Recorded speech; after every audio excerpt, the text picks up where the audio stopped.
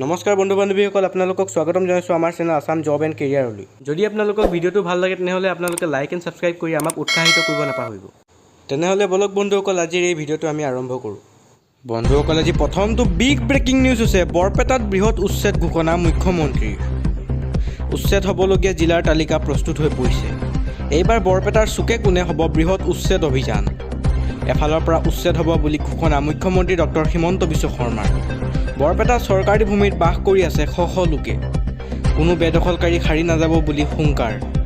বৰপেটাত বৃহৎ উচ্ছেদ ঘোষণা হিমন্ত বিশ্ব শৰ্মাৰ। উচ্ছেদ হ'বলগীয়া জিলাৰ তালিকা প্ৰস্তুত হৈ পৰিছে। বন্ধুসকল, আজি দ্বিতীয়টো গুৰুত্বপূৰ্ণ খবৰ হৈছে জুবিন গাৰ্গৰ মৃত্যুৰ ঘটনাক লৈ পুনৰ মুখ্যমন্ত্ৰীৰ ডাঙৰ মন্তব্য। জুবিনৰ বিহু ফাংচনৰ টকা কোনে খালে? জুবিনক লুটিপুটি খোৱা সকলো তদন্ত হ'ব লাগিব।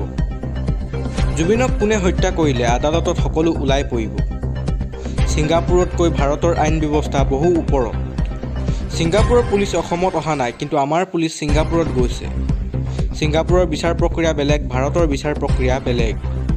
ছিংগাপুৰৰ কোনো আৰক্ষী অসমত আহি তদন্ত কৰা নাই।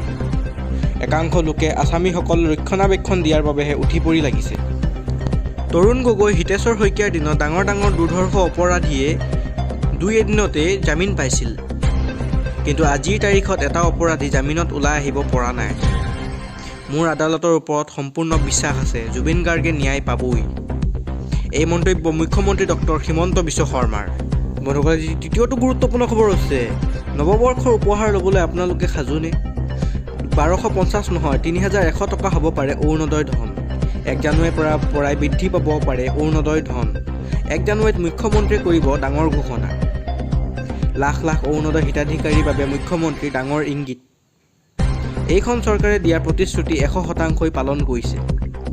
নৱবৰ্ষৰ উপহাৰ ল'বলৈ আপোনালোকে সাজুনে?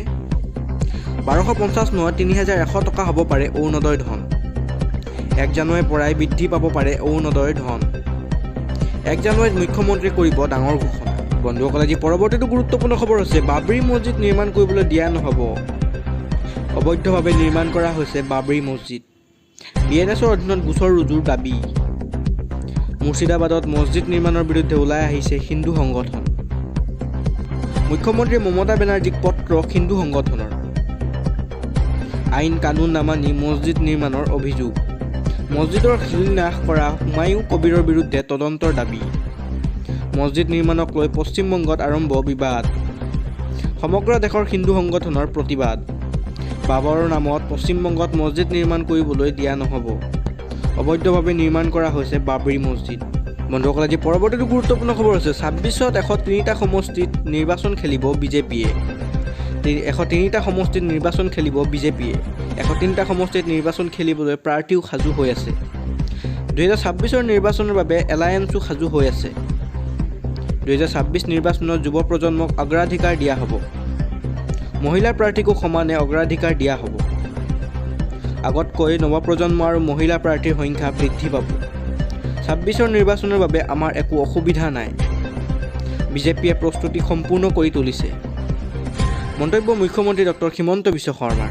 আজি পৰৱৰ্তীটো গুৰুত্বপূৰ্ণ খবৰ হৈছে বন্ধুসকল 58 লাখ লোকে হেৰুৱালে ভোটাধিকাৰ। SIR 58 লাখ লোকে হেৰুৱালে ভোটাধিকাৰ। ভোটাৰ তালিকাৰ পৰা কৰ্তন হ'ল 58 লাখ লোকৰ নাম। 26ৰ নিৰ্বাচনৰ পূৰ্বে কঠোৰ নিৰ্বাচন আয়োগ। সমষ্টিয়ে সমষ্টিয়ে কৰ্তন হাজাৰ হাজাৰ ভোটাৰৰ নাম। পশ্চিমবংগৰ বিধানসভা নিৰ্বাচনৰ পূৰ্বে জালত ভুৱা ভোটাৰ। 254খন আসন থকা বংগৰ সমষ্টিয়ে সমষ্টিয়ে ভুৱা ভোটাৰ। চৌৰিখি সমষ্টিত সৰ্বাধিক কৰ্তন 74,553 জন। বাংকুৰাৰ কুতুলপুৰত সৰ্বনিম্ন কৰ্তন 5,677 জন। 16 ডিচেম্বৰত প্ৰকাশ পাব পশ্চিমবংগৰ খচৰা ভোটাৰ তালিকা। SIR পূৰ্বে ভুৱা ভোটাৰেৰে ভোটাৰ তালিকা ভৰাৰ উঠিছিল অভিযোগ। মুখ্যমন্ত্ৰী মমতা বেনাৰ্জীৰ ভৱানীপুৰ সমষ্টিতে কৰ্তন 84,787 জনৰ নাম। অসমত পৃথকে SIR হোৱাৰ সম্ভাৱনা। অসমত SIR হ'লে লাখ লাখ লোকৰ নাম কৰ্তনৰ সম্ভাৱনা। আজি পৰৱৰ্তীটো বিগ ব্ৰেকিং নিউজ হৈছে বন্ধুসকল জুবিন গাৰ্গক বৃহৎ পৰিমাণৰ ধন দিবলৈ বাকী আছিল শ্যামকানু মহন্তই। জুবিন গাৰ্গক বৃহৎ পৰিমাণৰ ধন দিবলৈ বাকী আছিল শ্যামকানু মহন্তই। ইহঁতৰ কথা গম নাপাওঁ বুলি মিছা মাতিছিল শ্যামকানুৱে। 12,000 পৃষ্ঠজোৰা চাৰ্জশ্বিটত আছে ভয়ংকৰ তথ্য। ইয়ট বুক কৰাৰ কথা পূৰ্বতেই জানিছিল শ্যামকানু মহন্তই। শ্যামকানুৱে জানিছিল ইয়ট পাৰ্টিৰ কথা। শ্যামকানুৰ জ্ঞাতই হৈছিল সাগৰত য়ট পাৰ্টিৰ কথা গম নাপাওঁ বুলি মিছা মাতিছিল শ্যামকানুৱে। জুবিন গাৰ্গক বহু ধন দিবলৈ বাকী আছিল শ্যামকানু মহন্তই। নিজৰ প্ৰাপ্য ধন কেইবাবাৰো বিচাৰিছিল জুবিন গাৰ্গে, কিন্তু জুবিন গাৰ্গৰ ধন দিয়া নাছিল শ্যামকানুৱে। শ্যামকানু মহন্তই বিভিন্ন অজুহাত দেখুৱাই ফুৰিছিল। তাৰ পৰৱৰ্তীটো গুৰুত্বপূৰ্ণ খবৰ হৈছে বন্ধুসকল, আদালতত পুনৰ শ্যামকানুৰ পত্নীৰ চকুপানী। CJM আদালতত পুনৰ উপস্থিত অনিতা ডেকা। শ্যামকানুক হেণ্ডকাফ নলগাবলৈ আবেদন। স্বামীৰ নাক বচাবলৈ কাকতি মিনতি অনিতা ডেকাৰ। ন্যায়াধীশৰ ওচৰত কৰজোৰ পত্নীৰ। কাইলৈ হেণ্ডকাফ লগাই নানিব মোৰ স্বামীক। তেওঁ এতিয়াও দোষী সাব্যস্ত হোৱা নাই, এনেদৰে আবেদনত উল্লেখ অনিতা ডেকাৰ। আজি পৰৱৰ্তীটো গুৰুত্বপূৰ্ণ খবৰ হৈছে বন্ধুসকল, মিয়াৰ অক্সিজেন নোহোৱাকৈ বিজেপি চলিব নোৱাৰে। মিয়া বিজেপিৰ বাবে অক্সিজেন, মিয়াৰ অক্সিজেন নোহোৱাকৈ বিজেপি চলিব নোৱাৰে।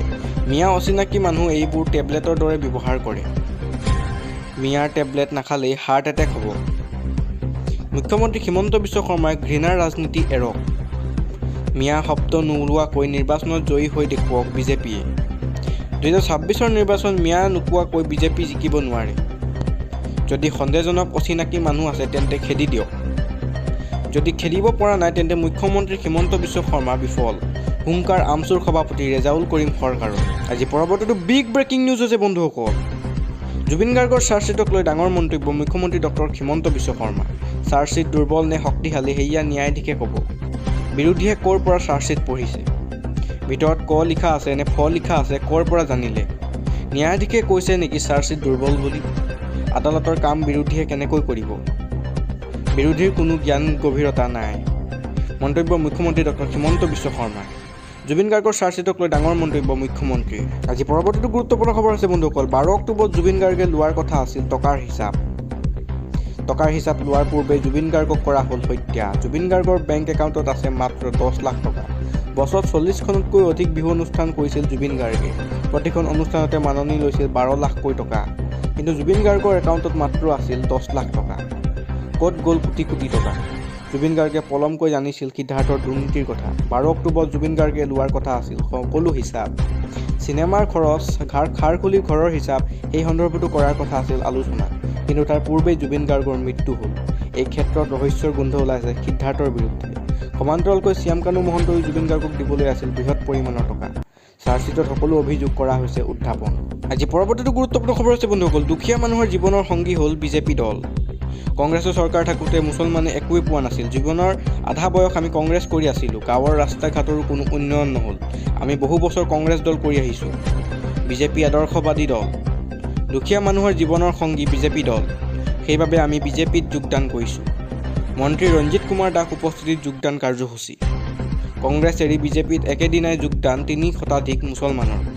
বৰপেটাৰ ৰোডত বিজেপিৰ বৃহৎ যোগদান কাৰ্যসূচী। ভিডিঅ'টো চাই ভাল লাগিল যদি আপোনালোকে লাইক আৰু ছাবস্ক্ৰাইব কৰিবলৈ নাপাহৰিব। ধন্যবাদ।